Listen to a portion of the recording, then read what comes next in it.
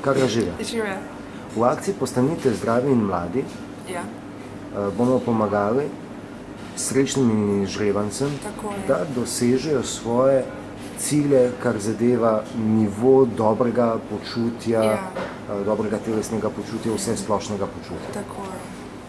Kako bomo to dosegli preko zdravega načina prehranjevanja? Kateri so osnovni principi? Ja. Se pravi, tekom programa se bomo pogovarjali o pravilnih kombinacijah živil, se pravi, bomo poskušali upoštevati osnovna pravila o kombiniranju, potem bomo poskrbeli za pravilno kislinsko-bazično ravnovesje v našem telesu. Neredko je problem zahodnega človeka ta, da je prekomerno zakisan. To že lahko vse posod slišimo oziroma preberemo. No, mi bomo dali poudarek čim bolj bazični hrani, se pravi, da tudi razkisamo organizem.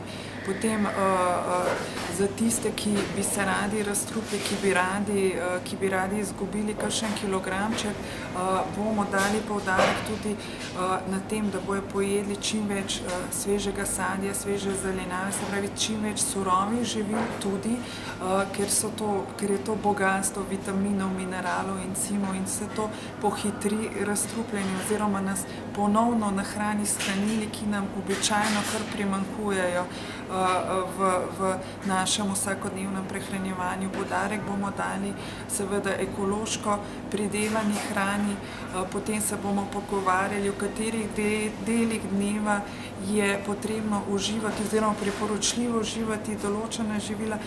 Vsekakor se bomo pa prilagodili vsakemu posamezniku, se pravi, kakšne so njegove želje, kakšne so konec koncev njegove morebitne omejitve oziroma specifične potrebe. Naredili bomo pač nek specifičen program, ki bo pisan na kožo vsakemu posameznemu izžrebancu. Nenazadnje bomo tukaj seveda vključili tudi te rezultate testiranja na intoleranco, se pravi, če se bo pri nekomu izkazalo, da je intoleranten na neko živilo, ki ga redno uživa, bomo to živilo umaknili iz njegove prehrane oziroma se pogovarjali, kaj so bolj primerne alternative za to živilo. Hvala, Karla.